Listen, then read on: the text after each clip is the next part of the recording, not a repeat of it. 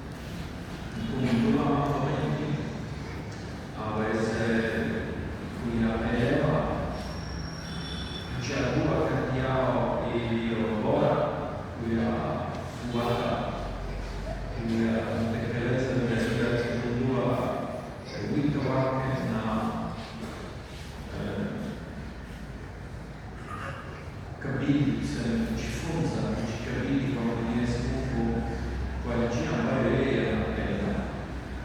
Tunaomba Injili takatifu katika ujumla yake, ile habari njema kama inakuja kama mwongozo, msaada katika ile ambayo tunahitaji kuyafanya hapa duniani wakati tunaishi hapa. Haya ambayo Mungu kana kwamba ameweka ili sisi tunahitaji kutafuta tupate kuelewa ujumbe wake na kutekeleza kila kitu mpaka mwisho. Na Injili takatifu katika safari hii ndiyo inatuongoza tufanye nini, tusifanye nini, tuende wapi, tusiende wapi na kadhalika. Ndiyo sababu tunawaalika Wakristo wote wapate kusoma na kuelewa Mungu anatuambia kitu gani.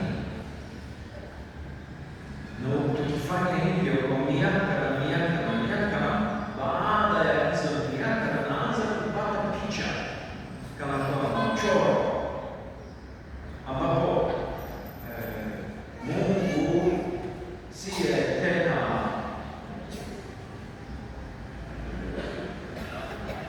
tuseme nje ya anaishi nje yetu na nje ya dunia hii. Unaanza kumwona Mwenyezi Mungu yuko hapa karibu nasi kila wakati, na vilevile unaanza kuona mpango wake. Anataka kutufanyia kitu gani? Ametupa kusema uhai wetu. Sasa anataka nini tufanye nini? Kusoma maandiko matakatifu, hayo mambo ambayo kawaida au vinginevyo yamefichwa mbele ya macho yetu na mbele ya tuseme ufahamu wetu, yanaanza kuonekana. Na ndio sababu tunahitaji kuwa na kila siku na tuseme uhusiano na neno la Mungu ili liweze kutuongoza, kutukumbusha, kutunyosha angaza na kadhalika. Wapendwa, mazingira haya ya kusoma, kutafakari neno la Mungu linahitaji vile vile ukimya. Msisahau hilo, unajaza kila dakika ya maisha yetu wengi wetu na kelele ya mmoja na mwingine, na katika kelele hatutaweza kukutana na Mwenyezi Mungu. Yeye anapenda wanamuziki au hizo kwaya, lakini tukumbuke kwamba kuna tuseme ubora katika hali ya juu kule mbinguni, na sisi tunatakiwa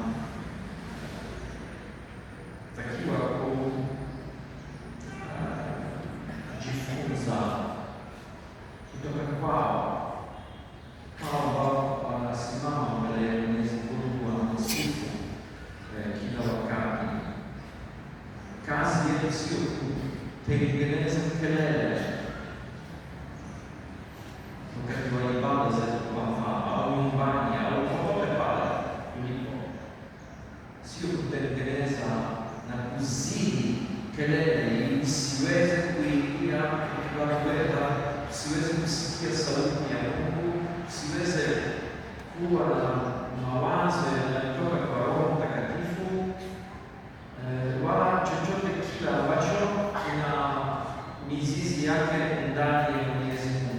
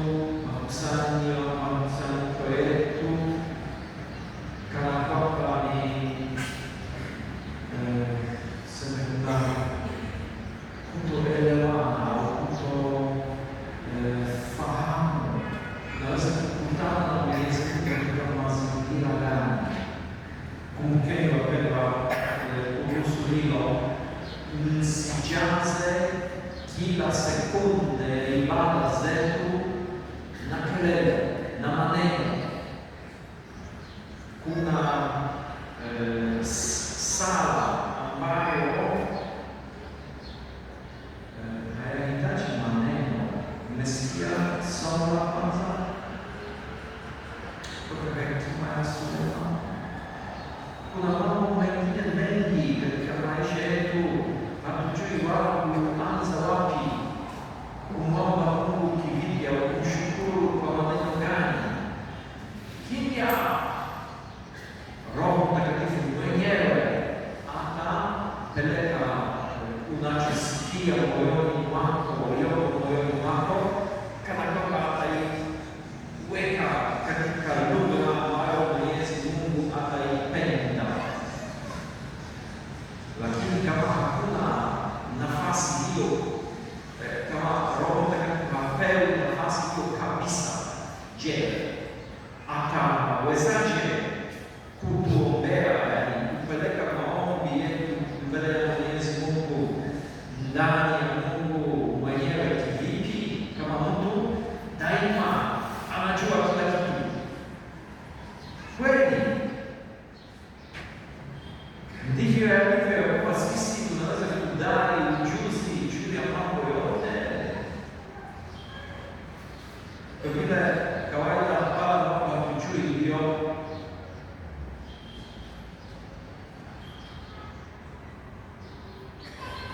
Tunaposimama mbele ya Mwenyezi Mungu, wapendwa, karibu mambo yote,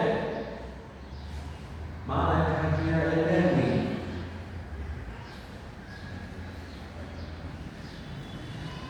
Tumepewa maisha miaka na miaka na miaka kwa wengi wetu, vile vile ili mwisho wake tujifunze ya kwamba sio uamuzi wangu, sio mapenzi yangu, sio mipango yangu ya maana, bali kukubali hayo ambayo Mwenyezi Mungu amenipangia, amenijalia, amenionyesha na kadhalika.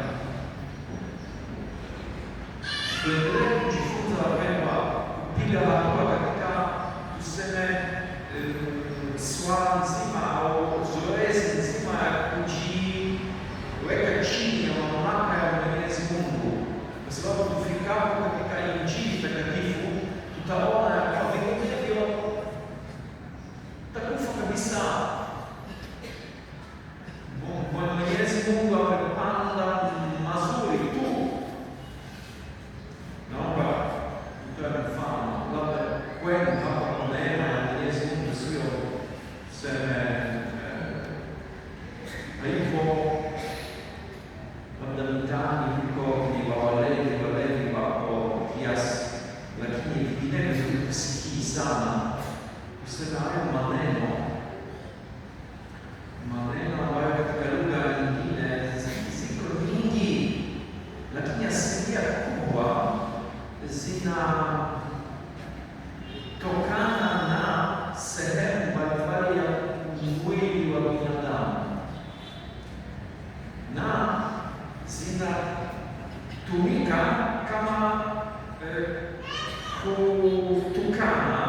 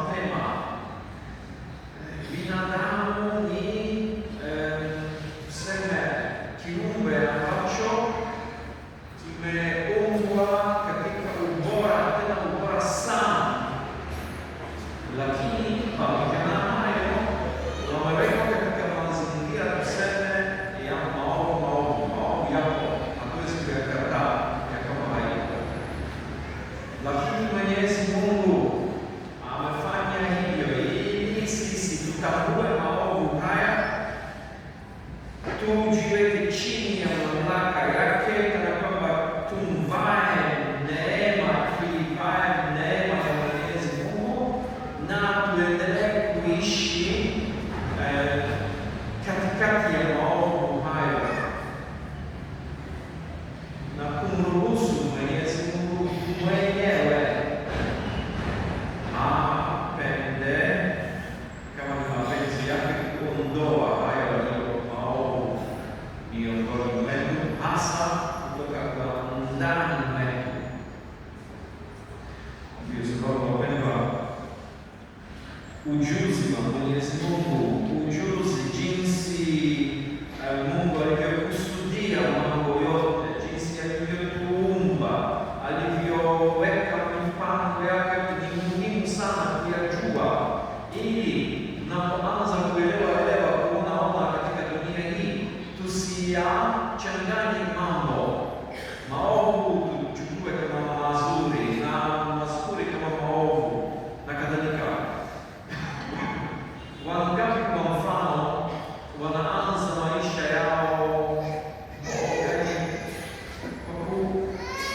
kwa kuchanganya kabisa mipango ya Mwenyezi Mungu, kwa kuyazingatia, sio kuzingatia, kutojali kabisa mtu anasema nini, mtu anatakiwa kuishi vipi. Ndio sababu wapendwa, bila kuweka haya mambo yote kwa pamoja kama Mwenyezi Mungu alivyokusudia, daima tunajikuta ya kwamba tumejiondoa katika maovu yote, tumejiingiza katika nyingine. Tumetoka hapo, tumeingia kule, tumesimama kutoka anguko moja, kabla hatujajua tayari tumeshaanguka mara nyingine.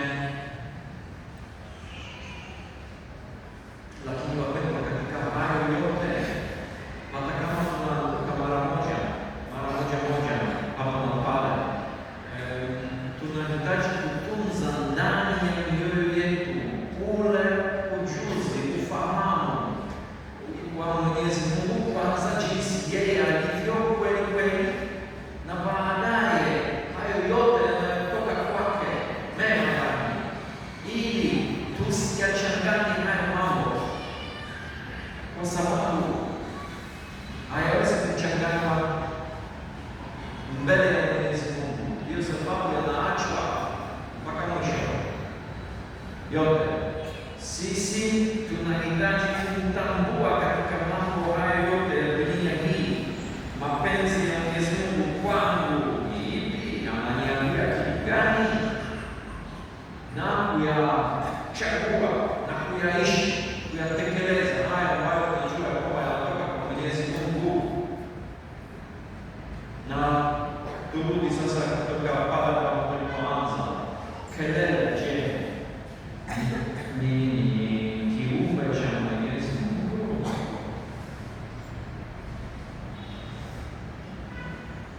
Ambayo tunapenda kujaza maisha yetu nacho,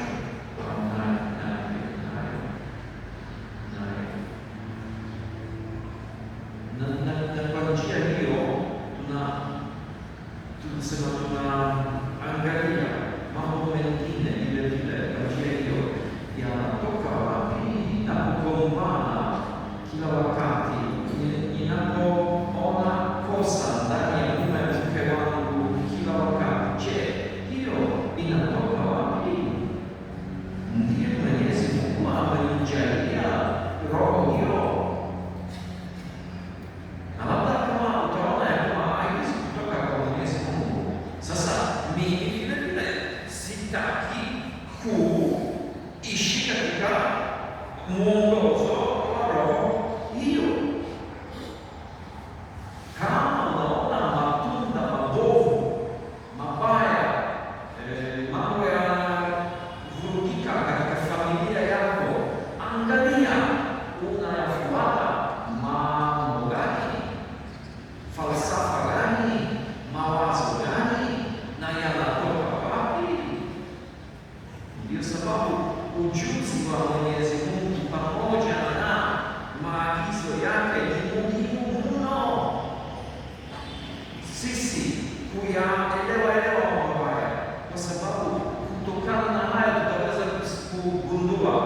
au kuchambua au kuona, na hayo mambo yafuata mpaka sasa, hayo sio kutoka kwa Mungu.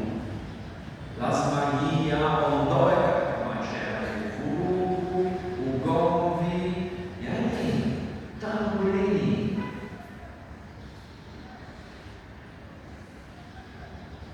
Wapendwa, Mwenyezi Mungu anapotaka kutufundisha hivi, anachukua bakora, fimbo au kwa njia gani anatufundisha? Sisi tunatakiwa kutumia mbinu, njia hiyo. Mungu anatufundisha kwa upendo, kwa upole, kwa kutuvumilia, kwa kutueleza vizuri mara ya kwanza, ya pili, ya mara ya mia na kadhalika. Sisi vivyo hivyo, chuki tunaweka pembeni. Okay, daima inatakuwa inataka kunivamia mambo yangu, maamuzi yangu, lakini mimi sitaki kutawaliwa na hiyo. Mimi nataka kufuata hayo ambayo Mungu ananifundisha. Ndio wapendwa, tukubali Injili takatifu, tujiweke chini ya mamlaka ya Kristo na tuanze kuishi kama yeye anavyotuongoza, na Mwenyezi Mungu awajalie kama Amina.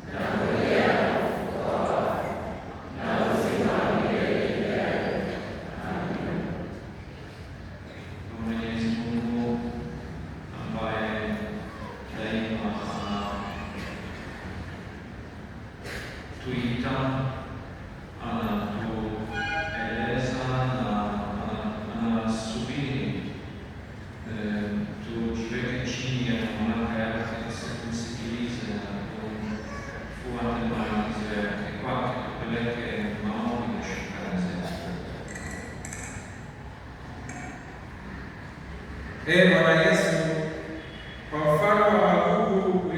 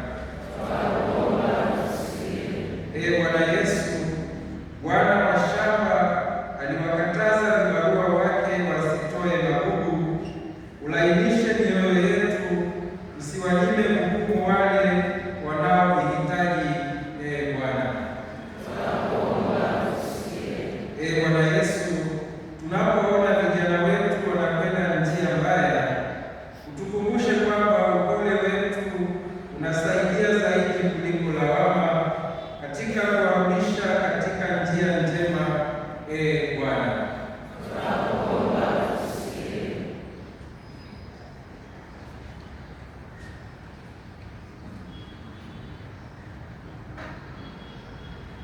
Mwenyezi Mungu, tunakabidhi nafsi zetu, tunakabidhi mipango yetu kwa matumaini ya kwamba yote utayatakatifuza na kuyaweka